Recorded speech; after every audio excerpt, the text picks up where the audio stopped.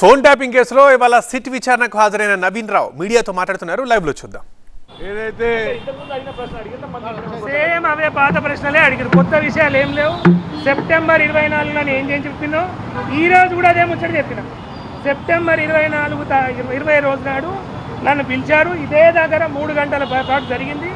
ఆ రోజు ఏం చెప్పినో ఈ రోజు కూడా అదే చెప్పిన. ఆ విషయం అనేది చర్చకు రాలేదు. ఏదైతే ఈ రోజున నవీన్ రావునే కానీ ఈ రెండోసారి ఇలా కొత్త కాదు.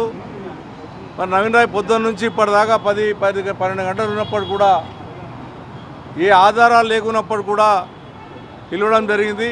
ఇది రాజకీయ కుట్రల భాగమే తప్ప ఇలా ఏ ఒక్కటి కూడా నిజం లేదు.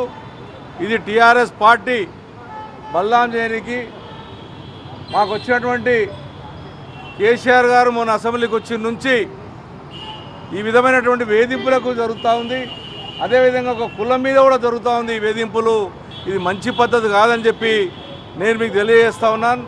కాంగ్రెస్ పార్టీ అధికారం వచ్చినప్పటి నుంచి 2 ఏళ్ళు ప్రజల మీద దృష్టి పెట్టకుండా ఫోన్ ట్యాపింగ్లని, అదేవిధంగా రకరకాల ఈ కారని ఎన్నో విధాలుగా ఇవాళ టీఆర్ఎస్ పార్టీ కార్యకర్తలే కానీ, టీఆర్ఎస్ పార్టీ ఎమ్మెల్యేలనే కానీ, టీఆర్ఎస్ పార్టీ నాయకులనే కానీ, మా కేటీఆర్ గారిని, హరీష్ రావు గారినే కానీ, మా కేసీఆర్నే కానీ అందరినీ కూడా ఇబ్బంది పెట్టే ప్రయత్నం చేస్తూ ఉన్నారు.